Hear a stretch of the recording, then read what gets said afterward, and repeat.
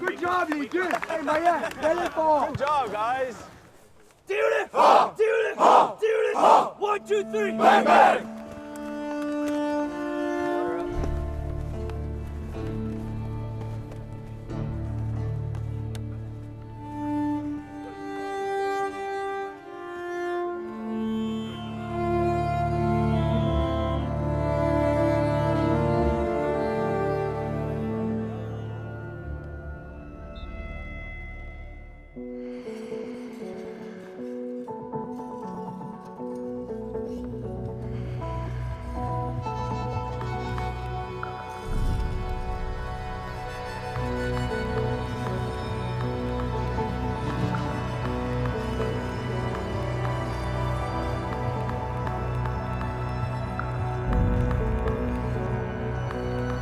When you lay your heart on the ice and you have a good race and you're in that sweet spot or that white moment or you're in the zone, it's just the most elating, intoxicating feeling that you can get.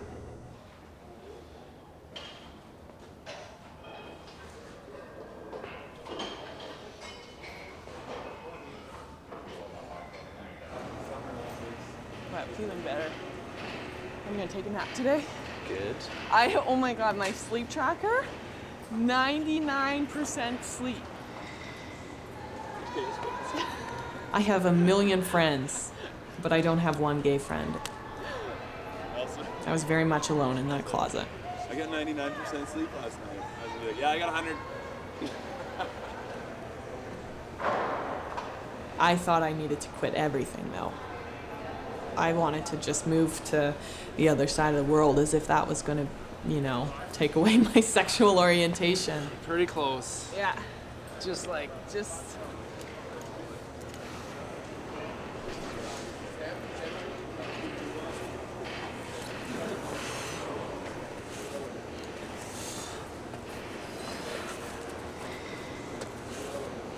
think at this level, 90% of success or failure comes here. We're all very similar with our physical abilities to this level.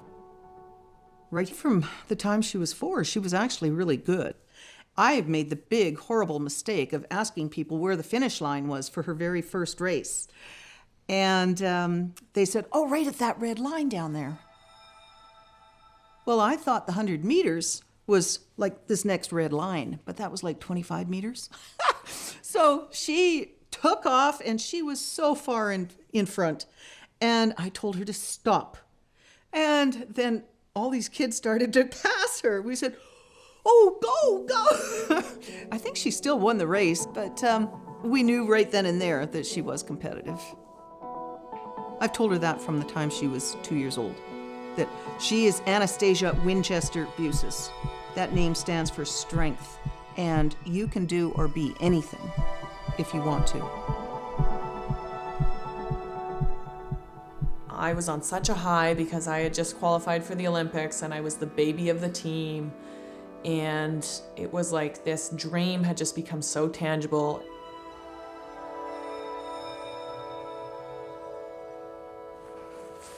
It was like the underdog success story of the year. And I was like, I don't deserve to go to these Olympics because I'm young and I'm not going to win a medal. I mean, my teammates are Clara Hughes and Cindy Clausen and Christina Groves and Christine Nesbitt, all these women that were, they transcended speed skating. They were really the collective face of the Canadian Olympic team. And I was just a kid that kind of got lucky and qualified for the games. So I felt like a fraud on ice, and I was lonely and I was confused and I didn't know what this new label of being an Olympian meant. And I also kind of realized at that moment that I was gay. And I said, well, I'm a fraud on the ice because I shouldn't actually be going to the Olympics. Olympians are infallible and they win medals and they're famous. And I'm also a fraud off ice because I'm gay and no one knows it. And it was, I really, like, I've never, you know, I look at my life before and after that moment.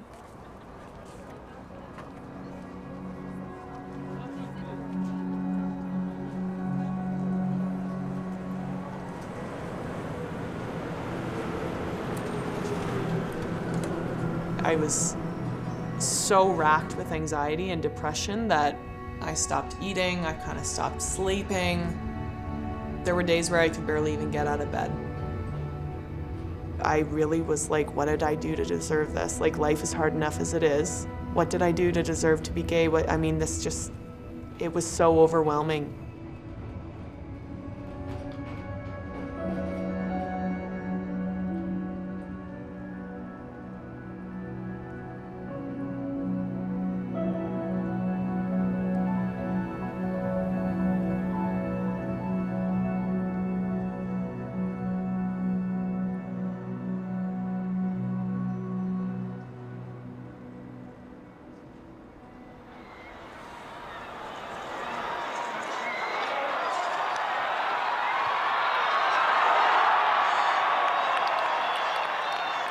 In terms of being the first gay soccer player to come out publicly, I think I could have been coined the first for that. However, I didn't play after I came out.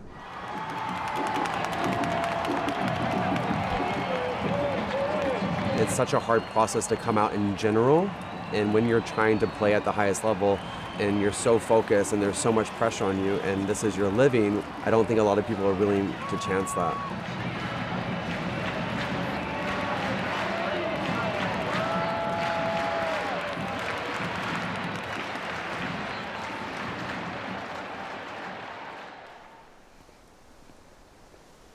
You want to get behind you and push like I used to?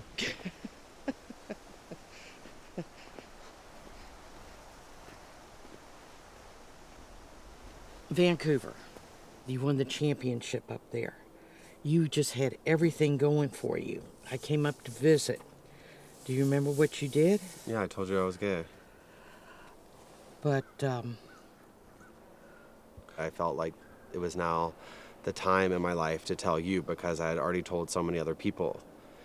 And what I did was you came for 2 weeks and I said, I'm going to tell her on the first day. and I didn't expect, because when you were with me, I saw nothing of your attentions for another, for the same sex. For another man. It's still hard for you to say. Well, yeah. And when I told you, you said, no, you're not. Yeah, I remember that. And I said, yeah, I am. And you said, no, you're not. I remember that. I said, oh, shit, how am I going to... I'm going to have to convince her that I'm gay. And I remember going into the bathroom going, I'm up here for 10 more days. What the hell am I going to do? So my plan worked. And so I said,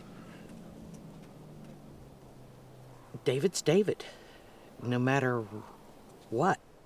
And the thing was, it was like, I felt for you in my heart that you didn't care that I was gay. I didn't feel that you were worried about me being gay. I felt that you were more worried about how I was going to be treated.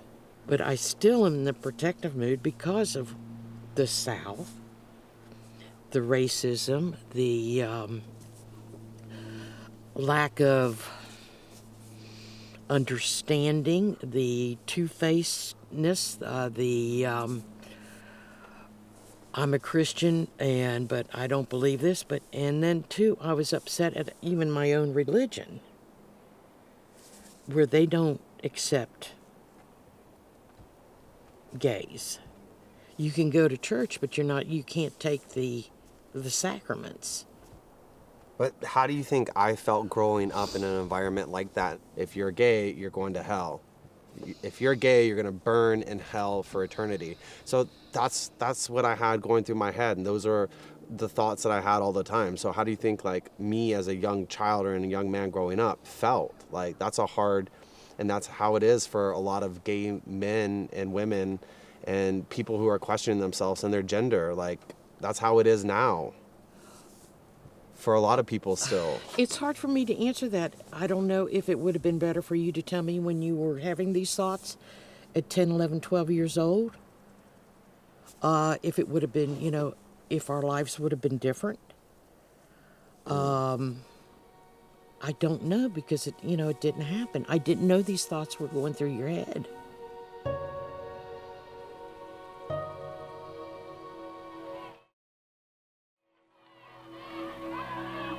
Once again, Robertson controlling.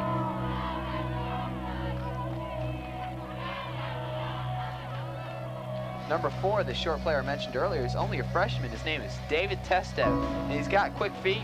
He's low to the ground.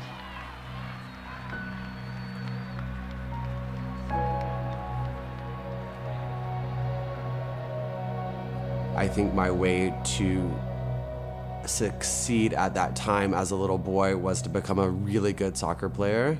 That way they wouldn't judge me on being gay or being different, but they would take my respect and they would somehow be able to accept me. Jeez. Another scrapbook. You put that ball to your feet, you right, left, shoot.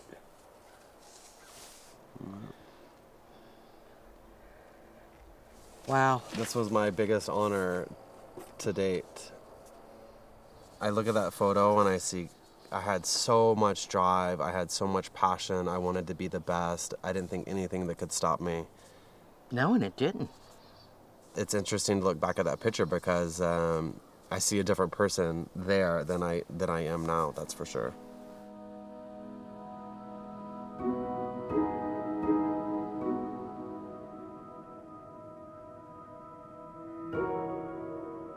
In college, when my teammates started to know, and I hadn't officially come out to anyone yet on my team, but once people started to find out, that's when my senses got really heightened in the locker room because I didn't want anyone to think I was looking at them. I didn't want to scare anyone. I didn't want to offend anyone. I didn't want to make people feel uncomfortable. I always try to look in the opposite way.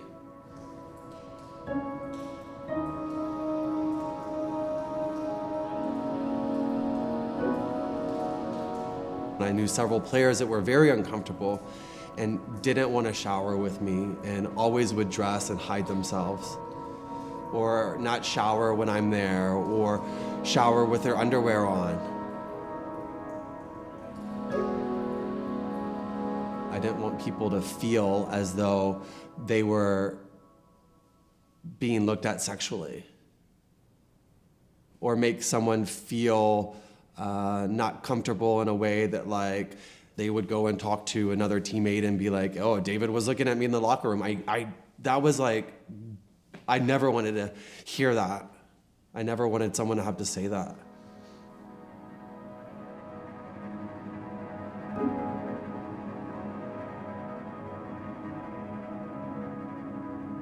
But for me, the darkness entailed a lot of self-hatred, a lot of pain, a lot of self-abuse.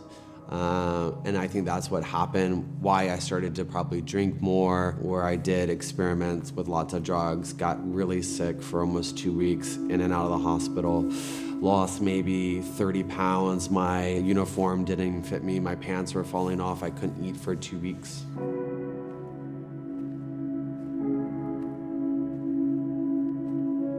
And then from that moment on, something changed. I remember lying in my bed and saying, this is not how I want to end my life, and this is not who I want to be. I'm done exploring this side of me.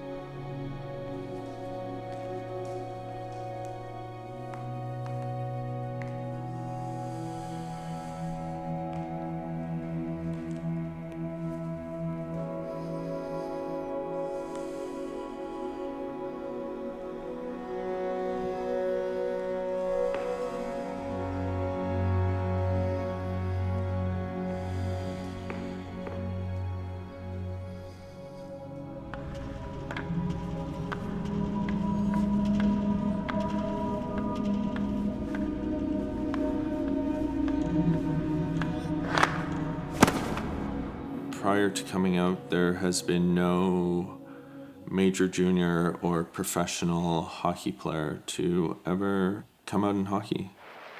I am the first gay professional hockey player.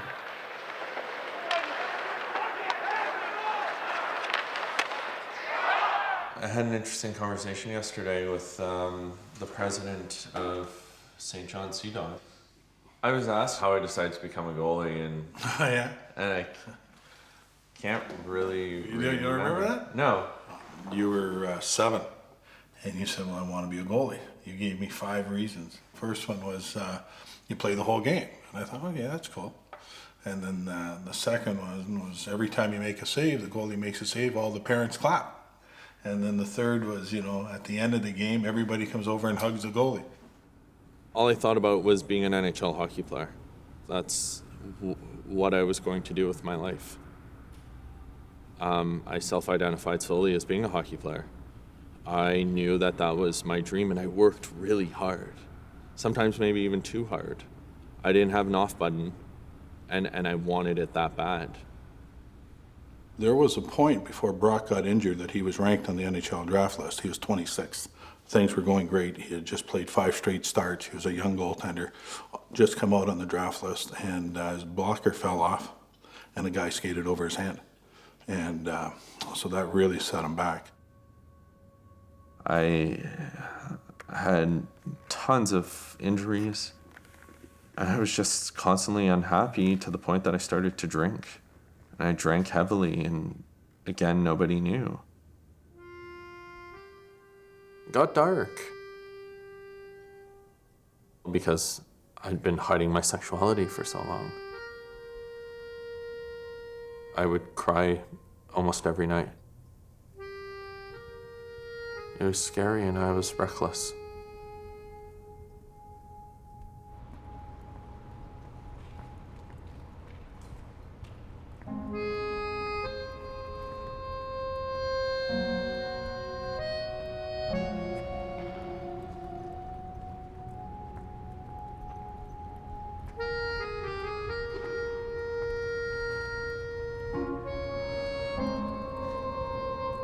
Now I coach and mentor athletes, and I'm like a confidant for them on top of working on their hockey skills.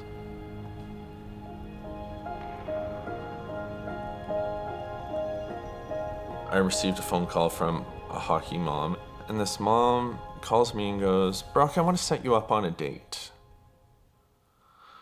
I went, "Oh no.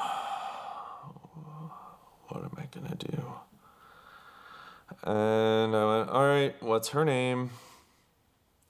And she said, "Steve." I said, "Excuse me?" She said, "His name's Steve." I said, "What are you talking about?" And she said, "Brock, you're gay." What? And she said, "Oh, my son told me 2 years ago." I thought, wait, all these kids know I'm gay, and they continue to come to me, and the parents continue to come to me. I thought, this is awesome. Let's go. Let's go quick. Focus. Hey, chin out, head up. Hock your back, get your butts down. On your edges, inside edges only. I don't want 2 shots at the same time on her. Give her time to set. Ready, Bert? Go. Head up, butt down, butt down, butt down. Go. Head up, look me in the eyes, look me in the eyes, good. Look me in the eyes, wide to your backhand, wider. Look me in the eyes, good. Fire, head up, you gotta look. Stick handle, go, go, go, go, go. Good, fire, right from there, don't skate in anymore. You found your hole, that's your shot. Spin. Wide to your backhand. Cut down, cross over. There you go, good. Jump over that. Protect. Stick handle through. Protect. Head up, protect. Turn and fire. You got it right there, fire. Good. I have kids when they're struggling or feel additional pressure. I've received texts at 3, 4 in the morning. I've received phone calls. I have group chats with all of them, and I like being that resource for them. Yeah. So you got to be the running back, and you have to explode to open areas on the ice, right? Explode. For me? Yeah, that was your stance. This practice was pretty good, I thought. Yeah? Not so stiff, more fluid. And that's going to allow you to be more agile, be more mobile, and that'll get us, you know, what's our goal? Team Canada. So does that mean you're not sure? I'm this hockey boy, but I'm also this gay man who appreciates queer culture. And one of the things I really appreciate is drag.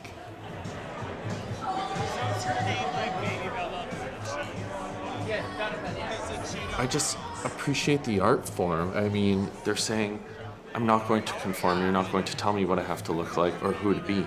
And I guess from my standpoint, I always conformed and I had to look a certain way and be this hockey bro. You good? Do you know Jezebel? Jezebel took me to my first gay bar in Sudbury. In Sudbury. I know.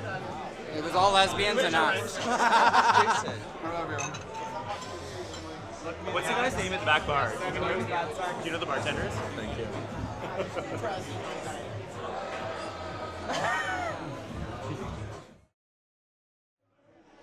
From a distance. What's the rest of the lyrics? Fill me in. God is watching us. God is watching us. God is watching us.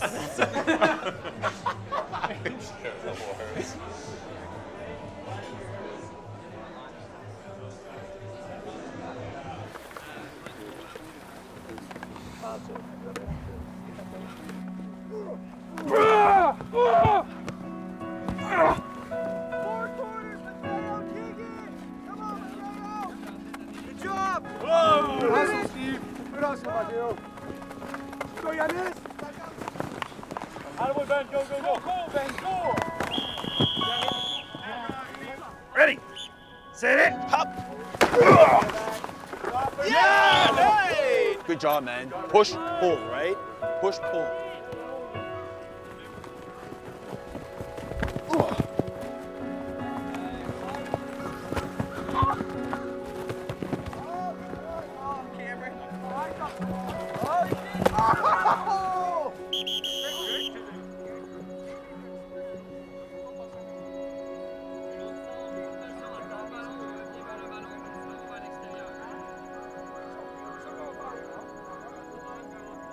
On a tous différents types de personnes sur le champ de football. Hein. On a des mondes timides, on a du monde qui sont plus tough. Faut que tout le monde soit capable de jouer au football. Puis il faut qu'il soit confortable à jouer au football. Puis moi, avec mon expérience de vie, j'ai vécu beaucoup d'intimidation au niveau même scolaire, même dans des sports, des choses de même. Moi, je m'ai tout le temps dit, il faut s'assurer que ça soit une place qui se sente en sécurité. Tout le monde. Ça ne fait pas de différence ton orientation sexuelle, ça ne fait pas de différence ce qui est tes choix de vie, ça ne fait pas de différence au niveau de ton argent, si tu es riche, tu es pauvre, tout le monde devrait venir là et être capable de jouer au football, puis se sentir comme ce qui peut être humain.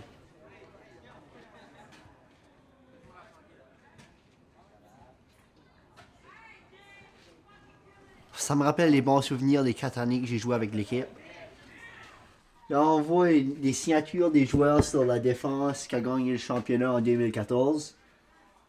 Après le match, tout le monde a signé sur le mur pour laisser notre marque. Ma signature est juste là.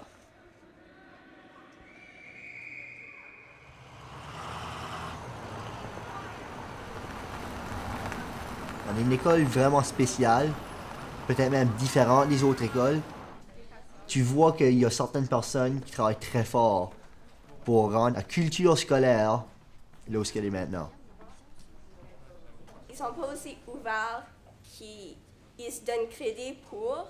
On était une des premières écoles à avoir une alliance gay-hétéro, le comité Indigo. C'est vraiment la place la plus ouverte où tout le monde peut aller parler de leurs sentiments non seulement en question d'identité et d'orientation sexuelle, mais leurs problèmes dans la vie. C'est une place où tu sais que tu vas jamais être jugé.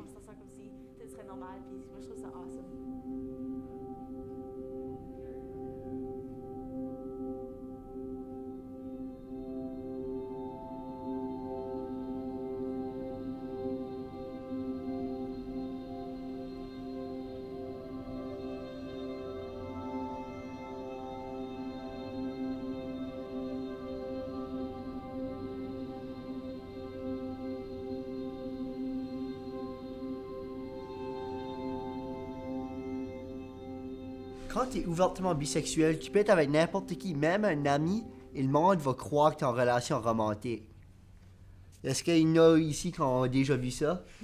Ça pourrait être un de tes meilleurs amis que ça fait 15 ans que tu connais, puis là, le monde va automatiquement croire « Ah, tu es en train de marcher avec dans la rue? Ah, c'est ton chum. » Ou tu pourrais être avec une amie fille? « Ah, c'est ta blonde. » Puis souvent, je me faisais demander si que c'était ma sœur. Comme je me fais dire qu'est-ce qu'ils sont pour moi, au lieu d'être capable de dire que oui, ça c'est ma blonde, je l'aime. Mais il y a des fois, il y a des commentaires qui slip, qui sont... C'est pas qu'ils sont homophobes ou de quoi de même, c'est plus comme ils comprennent pas à quel point leurs commentaires peuvent affecter quelqu'un d'autre. Fait comme, c'est un peu plus difficile parce que eux autres, ils vivent pas des insultes de même ou comme des commentaires comme ça, puis ils comprennent pas vraiment pourquoi c'est blessant, et aussi, il y en a qui veulent pas comprendre. Donc, c'est des fois un problème de dire aux gens pourquoi c'est pas correct. Être en couple avec quelqu'un qui peut aimer le même sexe, puis quelqu'un qui peut aimer le sexe opposé, c'est comme... ça fait pas de différence. Ça, c'est un great game. 38, 35? 33, 30. 33, 30? Yeah. C'est ça que j'ai come out comme 2 ans passés. J'avais dit que j'étais bi. Right now, moi, je mets pas vraiment de label là-dessus. Mettre des labels, ça amène toute l'attention là. Comme ça bother pas ce que j'aime. Si je veux aimer chacun, je vais l'aimer, no matter quoi ce que chose là-bas pense. Fait que les mots gay, hétéro, bisexuel. Non, aucun. Je peux pas dire que je m'oppose au concept, mais je suis fortement en désaccord avec le concept d'une étiquette pour décrire la sexualité de quelqu'un. Je suis ouvert avec moi-même, je m'accepte ça. Personnellement, j'ai pas de problème. J'aime pas utiliser un terme pour me décrire à cause que c'est vraiment une quoi qui est pas constant, qui varie. Ah, gross! Avec juste ça, j'étais pas le seul. On l'a pas dit à toute l'équipe. Mais il y en a d'autres qui, je pense qu'ils devaient s'en douter ou s'ils n'ont pas réagi. Mais il y a une chance, c'était vraiment assez ouvert. Hein. Ma mère, elle carait pas. Elle dit, je t'aime encore, t'es mon enfant. J'ai pas le choix de t'aimer, je t'aime moi. Ben, c'est ça. Il m'approche et dit, gars, c'est coach. Je me questionne sur ma sexualité. Puis j'ai dit, Justin, gars, je suis fier de t'amener m'en parler. T'as tout le temps quelqu'un, tu peux venir en parler si jamais t'as besoin de parler avec quelqu'un. Tu me dis, wow, anytime. J'ai dit, ça va pas t'arrêter de jouer au football. Là. Tu vas continuer à jouer au football, tu vas faire partie de cette équipe ici. Puis je me dis, si jamais t'as la misère, tu viens me voir. So, il était pas moins fier de ça. Je savais pas comment Craig allait réagir. Hein. Parce que tu sais jamais qu'un coach de football, là, c'est beaucoup macho, ou c'est beaucoup comme, tu sais, là, c'est tough, là. Mais je suis fier qu'il m'en a parlé.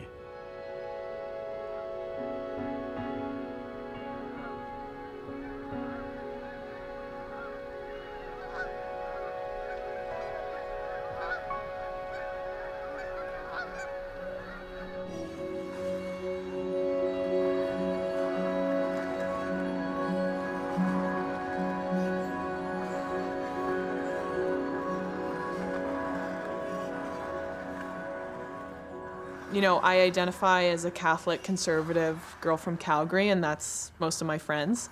And Kaylin just kind of broke that mold. She's the one person in this world that knows all of my dirty secrets, not that there are many. I'm really just a good Catholic girl with a guilty conscience.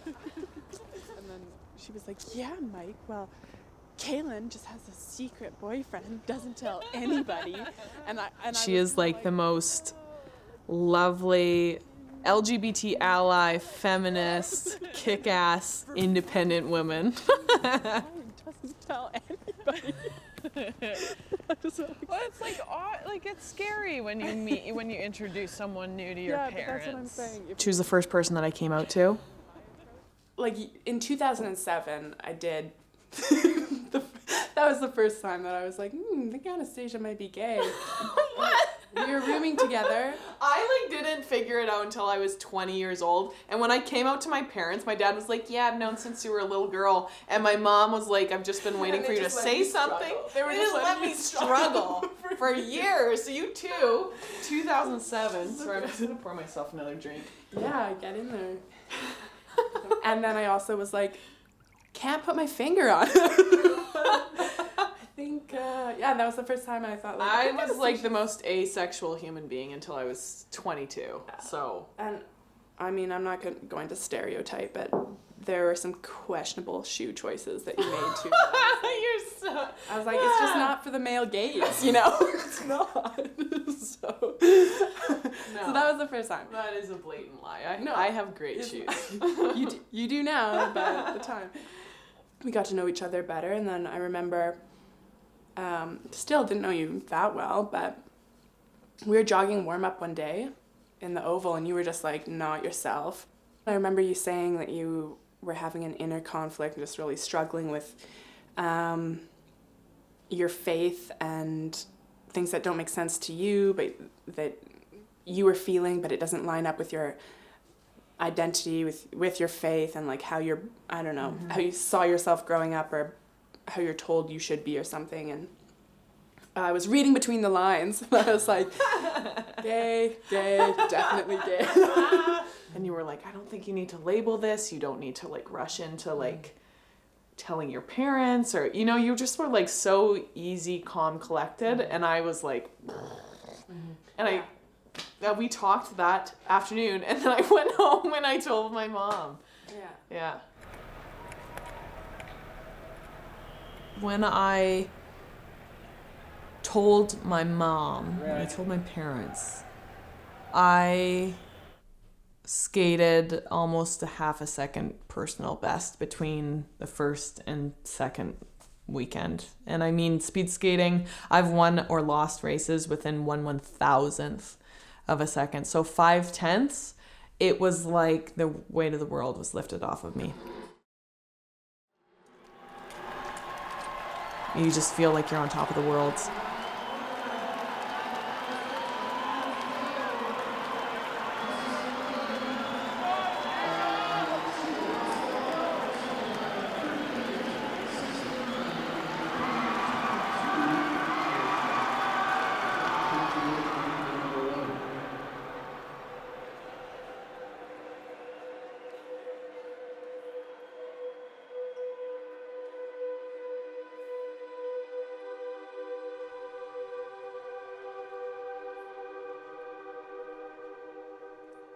Yeah, we said, okay, you've said your piece.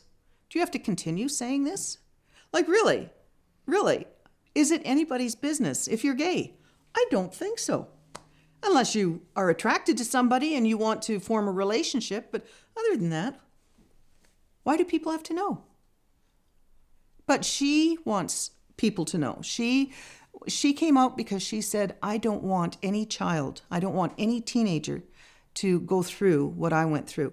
And to me, I mean, I know that's a very personal decision, but it was the right thing for me, and I would have regretted for the rest of my life if I had not stood up and said, yeah, I'm gay.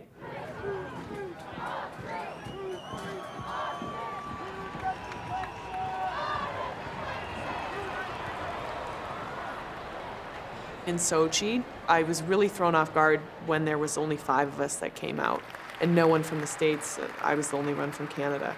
And of course, there was a number of gay athletes on that team. That was overwhelming, standing on the line in Sochi, knowing that, holy shit, I did it. You know, I did this. I had a really bumpy road leading up to 2014, and standing on the line and going, all of these, XYZ demons could have derailed this, and they almost did, but I didn't let them defeat me or defeat this dream. That really gave me a sense of pride.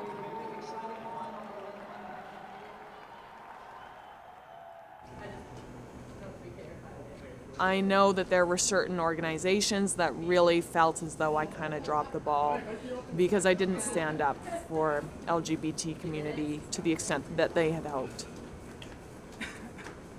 I'm out here every single day working out until I feel like I'm going to get sick. The media is there for 2 weeks in February every 4 years, and I'm out on this ice 8 hours a day.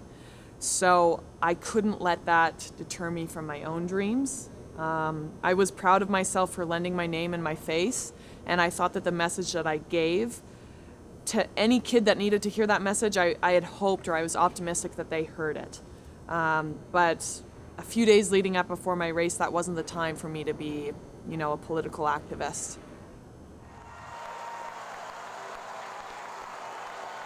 To talk about this, it's bigger than winning and losing,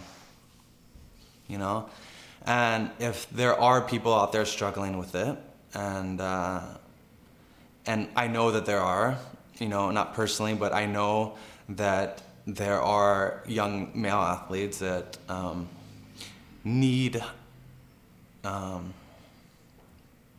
someone to do this. Now it was public. It was a shock to me. I said, at that particular time, things were going well. I said, why rock the boat? You're fine, you're getting a good salary, you're getting good play time, nothing's being said, they don't care, your teammates know, everybody knows, but it just didn't come out. And when it came out, all things changed. How so? Well, he's not playing soccer anymore. It seems like it was a death sentence.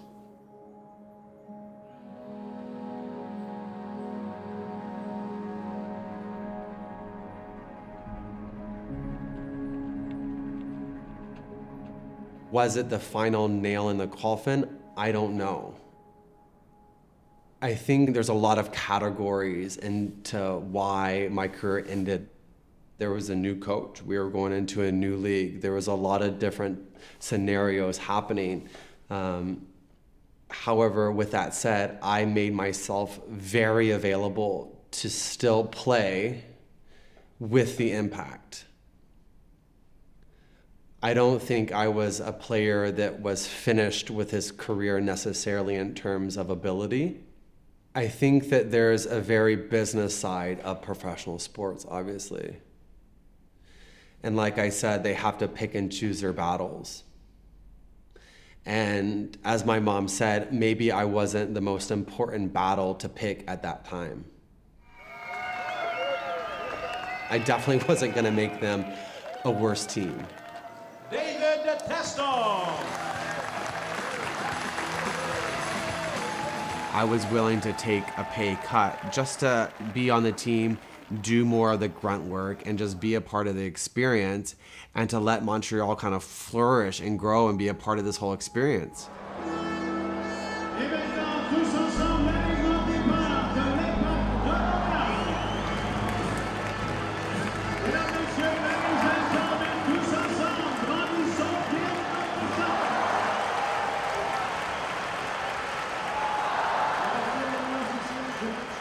A lot of players that I played with personally throughout my career, and I felt that I was at the same level of, we're still playing and we're still given opportunities. And who knows, maybe by coming out and being vocal about it could have changed my whole career. It could have actually made me better and more comfortable. Who knows, I could have, been a star the next year. You just don't know. I never got to play with that. So I'll never know.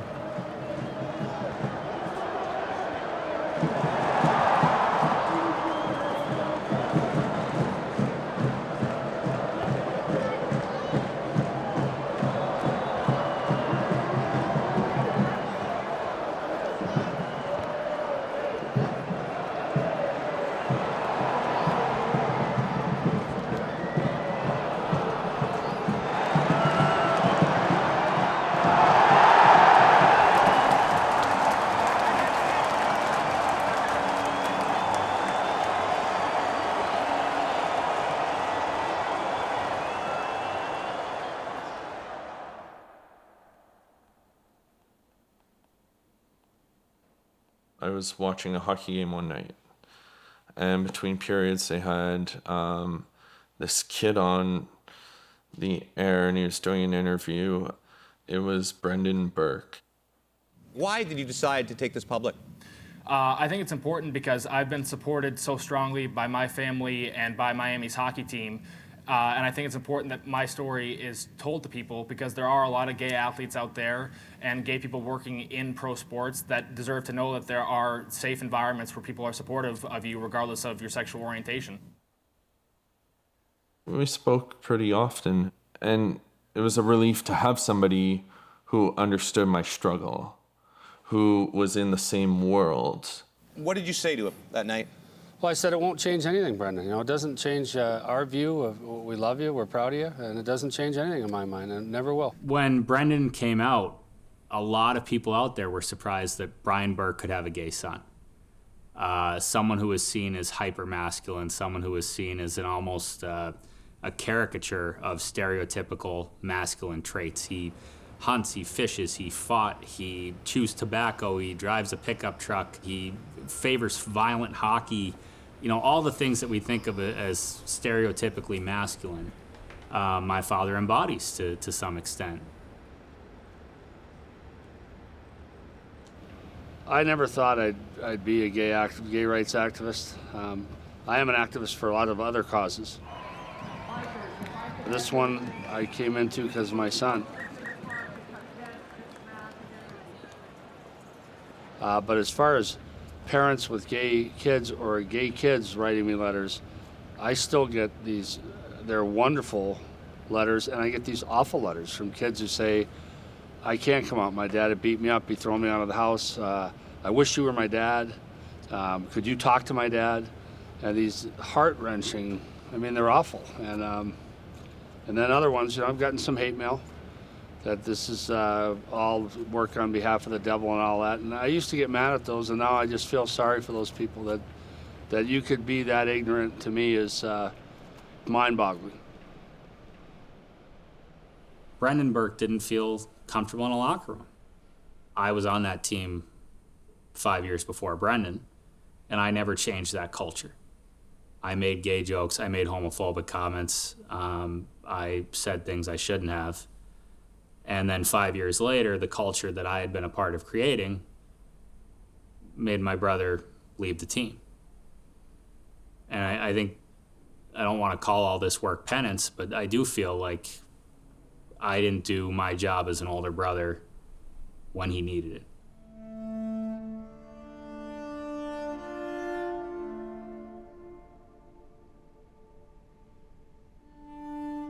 Tonight, reaction to the sudden death of Brendan Burke has been pouring in. We ask that everyone please rise and recognize a moment of silence.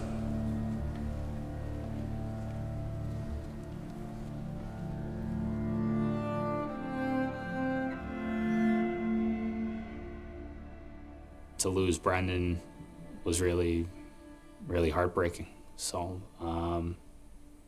you know, when I look at what You Can Play has done, we're kind of a pale imitation of what an organization would have been had Brendan run it.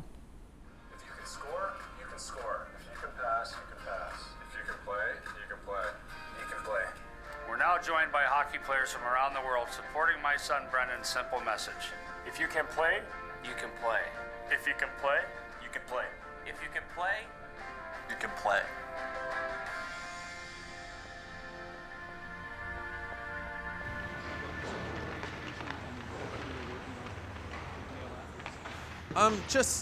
Some people would whisper in a sense like, you know, he's gay, right? And then I had associations just tell me, you can't work with our players. Associations I was coaching in where they'd allow me to coach for free, but my business wasn't allowed to work with the players. And I had others, when coaches found out I was gay, they kicked me off their staffs. And then all of a sudden, my business wasn't allowed to work with them. And then this was kind of, I was being pushed out this as well for no apparent reason and other than my sexuality. I decided at that point that it was time to come out and create change in society. Very brave to do what you're doing. Oh, thanks. It's It's not something I don't think everyone would be able to do. I think men's teams sports have this manufactured idea of what masculinity is. And I think that leads to a lot of problems. I think that leads to homophobia. I think that leads to sexism. I think that leads to men not taking care of themselves, mental health specifically. But I think we've built up this idea of athletes as warriors. And that if you play football or you play basketball or you play hockey, you're a warrior, you're a gladiator. And you're not supposed to feel pain. And you're not supposed to feel emotions. We really don't train young athletes to put themselves in other people's shoes, to say, hey, this is what it's like for your teammate when you're being homophobic. This is what it's like for your girlfriend when you're being sexist.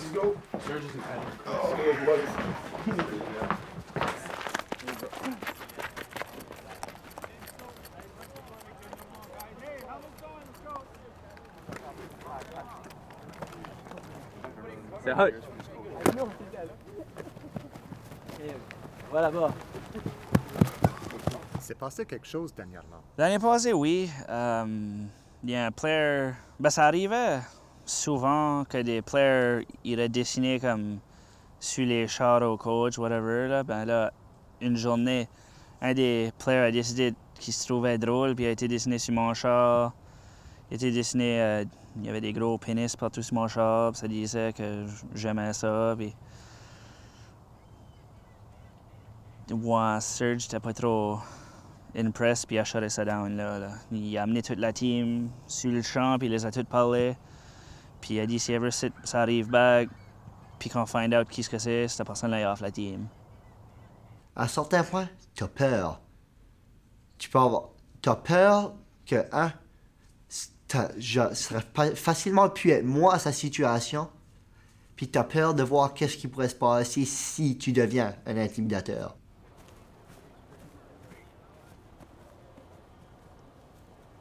C'est nice d'avoir Chika sur mon côté, I guess. Je le décrirais pas vraiment comme coach, c'est comme un père. Il est toujours là quand il a besoin. Comme moi, je m'ai déjà vu le texter 12 heures du soir jusqu'à ce que j'avais besoin de parler à Chika, je parlais à Serge.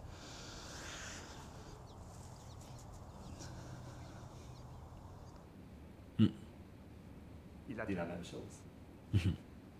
C'est ça que j'ai tout le temps cherché dans ma vie, moi. C'est avoir quelqu'un que je pouvais me dépendre dessus comme un father figure. Là.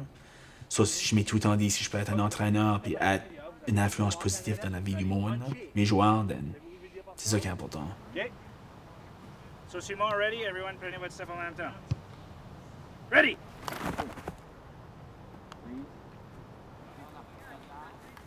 Il n'y aura pas d'espace entre vous autres. Tu passes, oui, demain.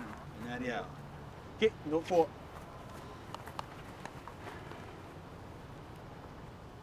Go! Go! That's it, pass, low. Low. That's it, that's it, that's it. OK, good job. Up. OK, so on va faire la snap. Football position, on position de football. Head up. Ready! Ooh, freeze.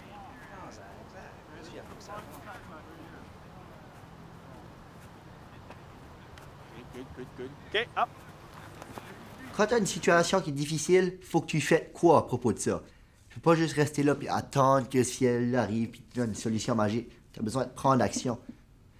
Puis sur le terrain, tu vois vraiment ça. C'est spécial. Vas-tu venir le 11 septembre au 10e anniversaire? Oui. Moi, je me mets rarement en colère. Mais il y a un temps, quand je voyais de l'intimidation, il fallait que je fasse attention parce que je devenais un peu émotif. Puis je réalisais que j'étais après revivre des choses que j'avais vécues dans mon enfance. Je me disais, ça se peut pas que 25 ans plus tard, c'est encore comme ça. Puis j'ai dit, voulez-vous que ça arrête, ça, à l'école, le lycée? Ils ont dit oui. Bien, c'est vous autres qui allez m'aider. Pourquoi j'ai pas aimé mon secondaire? C'était la partie d'intimidation. Puis les élèves se moquaient de moi. Puis j'avais pas confiance en moi, puis j'étais un peu gêné. J'ai pas fait aucun sport de 9 à 12. J'ai même pensé quitter l'école en 9e année. Mon père a dit, si tu veux quitter l'école, tu vas devenir un pêcheur. Puis moi, j'aimais pas beaucoup la pêche. Ça fait que j'ai continué à l'école. Mais je me sentais pas bien dans l'école. Puis le sondage qu'on demande aux élèves de remplir, on fait ça 3 fois dans l'année. Mais à cause du sondage, on a réussi à vraiment diminuer l'intimidation qu'il y a à l'école. Fait que c'est un sondage où on demande à l'élève d'identifier clairement s'il y a des élèves qui intimident, s'il y a des élèves qui sont victimes d'intimidation. Puis c'est pas dans le but de punir, mais c'est dans le but d'aider. J'ai cet élève ici, à un moment donné, son nom sortait souvent sur les sondages, puis il savait vraiment pas pourquoi, il ne comprenait pas pourquoi. J'ai dit, OK, tu me donnes-tu la permission de parler à tes amis? Il a dit oui. Ses amis m'ont dit qu'il disait souvent, « Ah, c'est tapette, ceci, puis c'est tapette, cela. » C'est pas qu'il était homophobe. C'était de quoi qu'il disait souvent comme ça. J'ai dit, regarde, ça se peut-tu que tu utilises souvent le mot tapette? Puis il a dit, c'est-tu pour ça? D'ici le prochain sondage, tu vas faire attention à ça. Puis tes amis vont t'aider. Puis honnêtement, son nom n'était pas là la fois d'après. Je me souviens, à un moment donné, en 10 ans passés, on plaçait mettons, 2 personnes de hockey masculins qui se donnaient un baiser. Puis les élèves marquaient toutes sortes d'affaires sur des pancartes. Cette heure, tu vas voir, tu circules dans l'école, tu vois ces pancartes-là. Personne n'écrit sur les affiches parce qu'il y a eu cette éducation-là qui est faite. Les jeunes, à un moment donné, nous ont demandé de faire moins de sondages. Puis on a dit, monsieur, il n'y en a plus d'intimidation. Là. Tu peux arrêter avec les sondages. Là. Non, on va en faire 2 au lieu d'en faire 3. Tu sais, ça fait... Parce que c'est quelque chose, il faut que tu travailles constamment.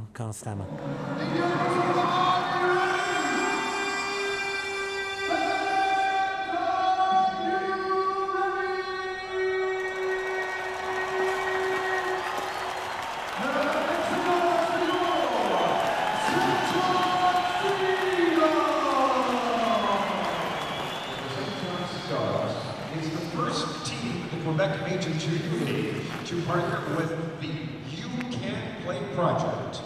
You Can Play works to ensure the safety and inclusion of all in sports, including LGBTQ athletes, coaches, and fans.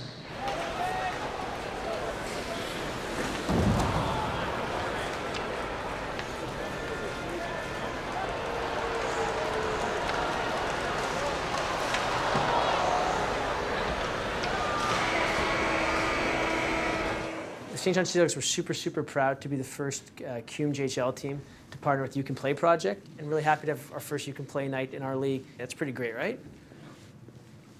How's it going? Good.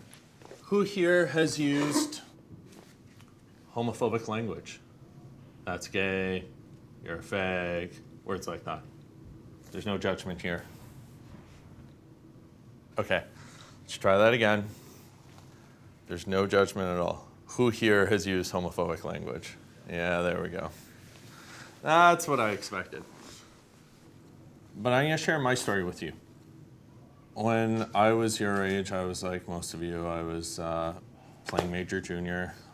I thought I was sweet, right? And I was that hyper-masculine, cocky hockey guy. And people thought I had a pretty good life too. I was on the NHL draft list. I was on trajectory to the NHL, and things were going well. But what people didn't know was that I'd go home at night and cry. I hated myself. And pretty much every day I wanted to die. And on a few occasions when I was in the O, I tried to kill myself. And it was all due to the language I heard. That's gay, you're a fag. Terms like that were used constantly in locker room settings or at school. The boys would tease one another, right? Chirp one another. Or guys would call each other, they'd emasculate one another by calling each other bitches or pussies. Stuff like that. And hearing that language constantly made me think I was bad or wrong, and I tried to suppress it. I told myself, no, I can't be that. I'm not that. I wouldn't even allow myself, it got to a point that I wouldn't even allow myself to think about it. And I compensated by dating even more women. I became a womanizer. And I also compensated by drinking heavily. So I decided I needed to figure myself out. The easiest way for you to make change is through language. You'd be hurting your best friend. You'd be hurting your teammate. And if your teammate's struggling, he's not playing to his ability. And if he's not playing to his ability, your team's not going to play as well. Yeah. When you came out, was there anybody that kind of stepped away from you, like friends or family members that would just kind of stepped away from you and didn't really accept it? People in the hockey world, friends that I was coaching with, for no reason, no explanation, kicked me off staffs. Family was phenomenal, and I'm lucky that I have some people like that in my life. Yeah. What helped you cope with like the depression side of it? The only thing that really helped me cope back then was being on the ice. It's the only place that I felt like myself. You just let when you get on the ice and you just let everything else go. Nothing else matters but the game. And it was the only place where it was this weird thing, because as much as I was struggling probably because of hockey, and the reason I wasn't coming out was because of hockey, at the same time it was the only place where I felt happy. Is that it? What I'm gonna do, I'm gonna put my social media handles up. If anyone has any questions, feel free to add me, but I want everyone who has their phone to take it out just so nobody feels alienated if they do add me. Thank you. Thank you. Thank you very much. Jeez. Rough go. Thank you very much.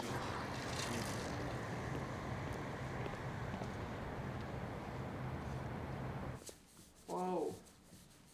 No. Thank you.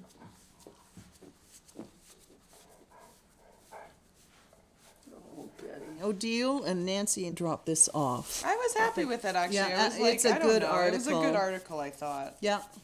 Buses back from burnout. That's a pretty good headline. The years of kind of struggling with accepting myself or coming out of the closet or just being who I, need to be. It just wore me down a little bit. Mm-hmm. And I needed that year to just kind of chill, because I don't think I would have progressed if I didn't take that time, I left being hungry. Like I'm very inspired to work hard and to focus on what I have control over and make those changes. Is that feeling better? Yeah, I think it's just my quad that's like overly tight. Yeah. I'm just getting old. Man, you're over the hill. I am. It's not easy on your body. Oh, that's for sure. Yeah. But that actually does feel very good. Thank you. Yeah, I've got a lot of support. I don't know. It's just nice to feel that love. Yeah. Well, you are loved, my dear. Thanks. You're my girl. I'm going to skate till 2018, and I am going to try my best. Try my best for my third Olympics. So I'm on a little bit of a comeback. Bridge. Down. There's no guarantees in sport, so I'm very vulnerable.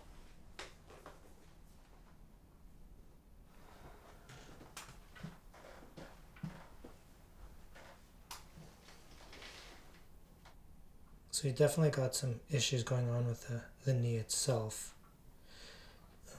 Osteopathically speaking, it's not moving the way it's supposed to be moving. Mm-hmm.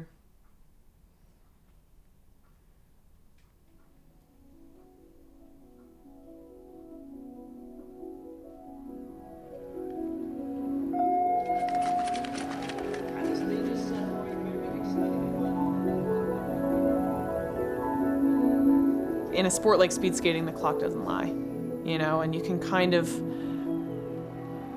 blur boundaries in training a little bit, but once that gun goes and you realize that the technique is really struggling, the speed isn't quite there, you're not as sharp, then your mind starts playing tricks on you. Yeah, it's tough. I needed to essentially come top 4 in Canada, and I failed to do that.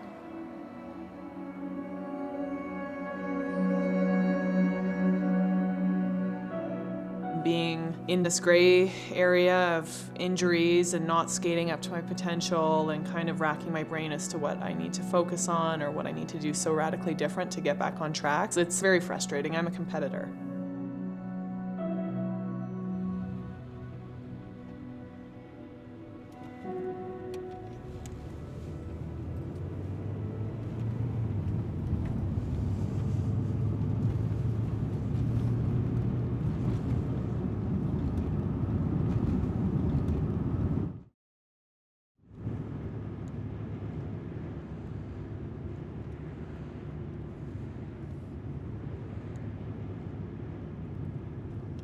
You scored once and you slid so far, like head first, and I was like, he's a god. That was amazing. That was a long time ago. Yeah, I still remember that picture of us leaning against the fence.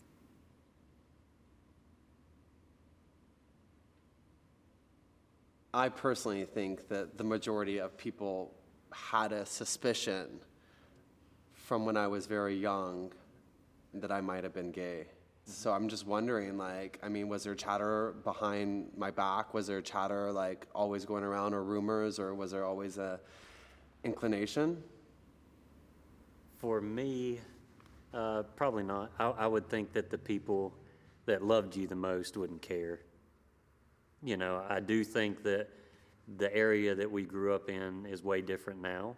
Mm-hmm. And I totally understand that you felt like stepping away was the right thing to do for you to better understand yourself. You know, and you should never be afraid of, you know, opening up to those ones that you love the most instead of doing what I did, and that was run away from the ones that I love the most.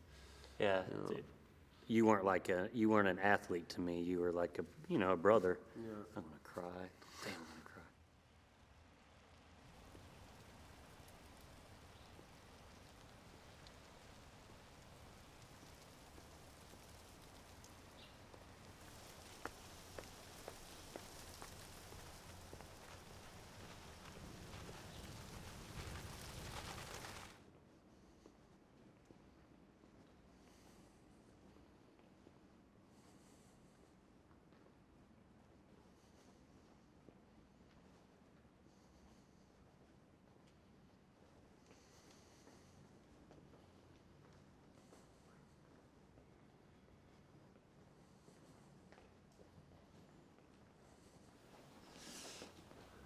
Feels a little bit like a time lapse.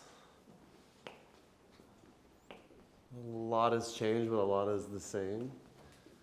It's bringing back old feelings of friends and foes. I actually remember being here and just praying that my locker wasn't kind of in this area, because I was afraid that this is where you run into most of the people, that something like bullying could happen. And I was always petrified of running into the older students, especially with friends that I had who had older brothers, that they were going to pick on me or bully me or find out, you know, if I was gay. And there's nothing that you can really do when you're in that. And that's what I felt. And I felt like, oh, I'm all alone.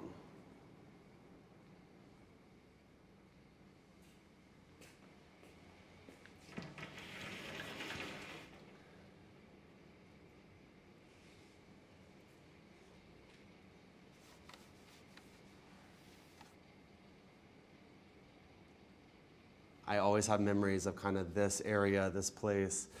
These stairs was the first place I remember where I actually bullied someone else. By acting as a bully and this macho guy and deliberately and attacking another, you know, a gay student, maybe that would take the pressure off of myself. Maybe people won't start to question my own sexuality because, you know, I'm a bully. No one's gonna pick on me, so I'm gonna revert the attention to someone else and be seen as someone macho and physical and strong and straight.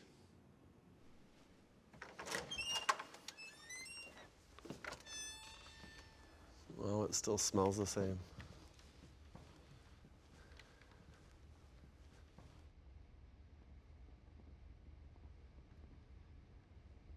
It was like a whole play, if I think about it. Like, I was playing the role of this straight guy, of this, you know, standout soccer player, achieving all these awards and accolades. But the real me hadn't even started to be explored. Who was that boy? Who was that young man?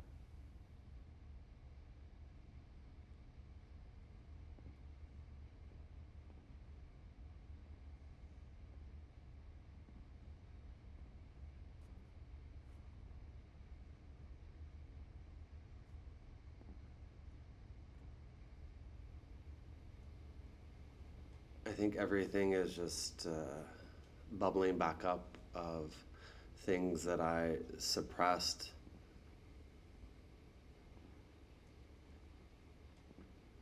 kind of like place that I didn't want to go back to because it's just so sad. I just feel so much pain.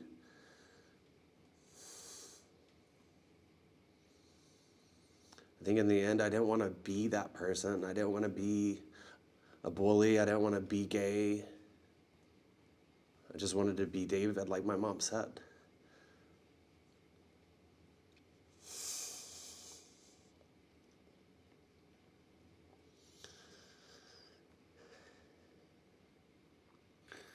And it might have been soccer that got me to this place that I got to experience all these different parts of the world and cultures and people, but this is the place that I ran from. This is the place that I never wanted to come back to. This is the place that I knew would bring out this deep pain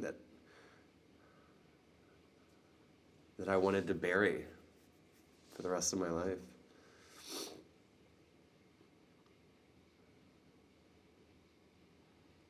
And I just wish that I didn't have that taken away from me. And that's what I feel like. I feel like a lot of my high school and college and life was taken away from me because I was ostracized or made to feel like I wasn't normal and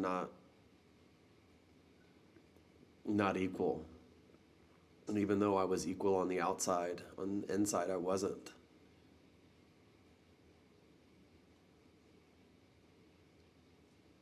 But I'm good now.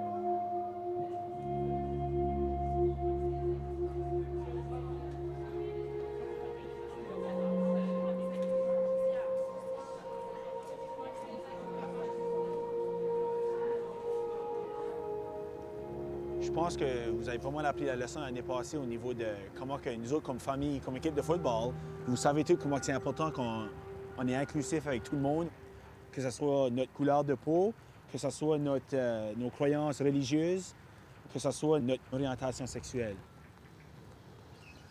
Moi, j'ai perdu mon frère non seulement à cause qu'il était gay, mais lui, ça sortait à l'école, puis ça m'a fait intimider à un point qu'il lâche l'école.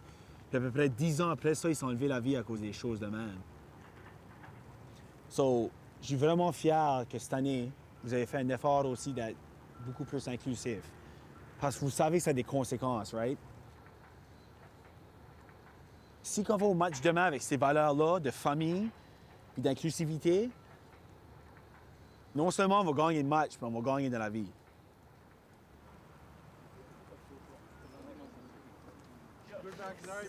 Olympiens sous droit. 1, 2, 3, Olympiens. Famille sous droit. 1, 2, 3, famille. Coaches sous droit. 1, 2, 3, coaches.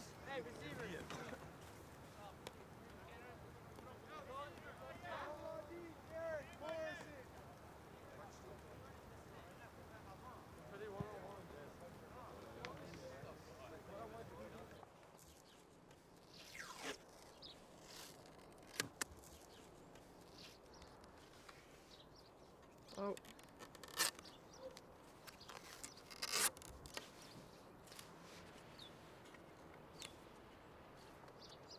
Sport has given me so much, and it has given me the privilege and opportunity to chase my dreams and also to fail at them too. Because there are things that I haven't been able to accomplish. The knee really put a lens over my eyes because I was just in chronic pain. I wasn't getting the results. But I'm proud that I stood on the right side of history.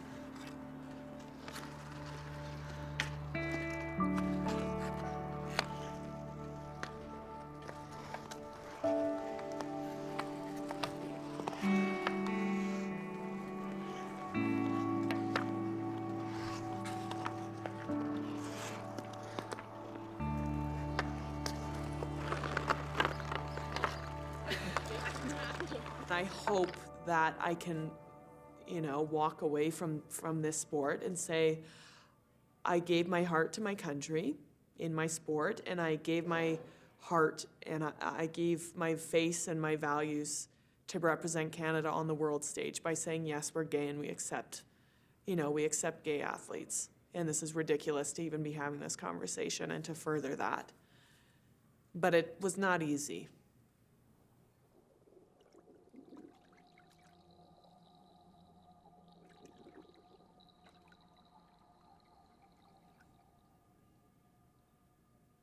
I think it's right for me to say goodbye now.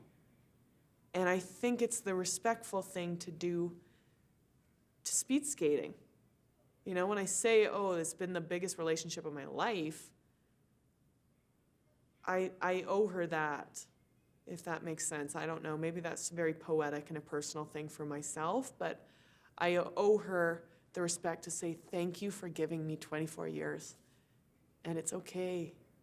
It's okay to say goodbye.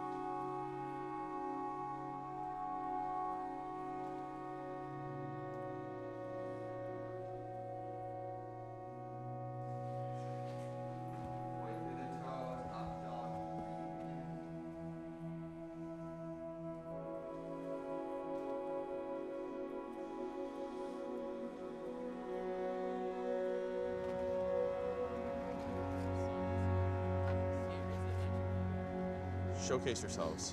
That's what this is for, all right? You all worked really hard. I thought the effort was great. Good work. I'm not I stared right in the camera.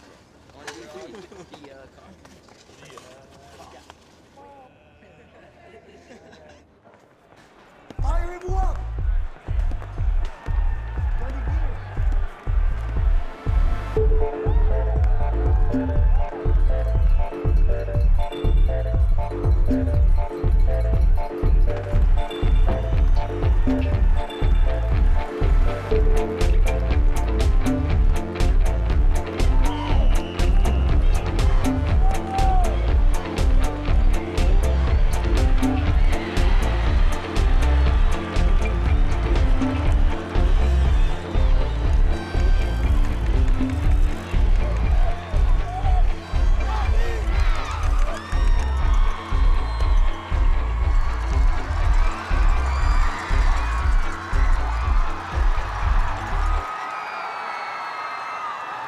À la fin de cette partie, les Olympiens de l'UC 49, les Matadors du match matin 7.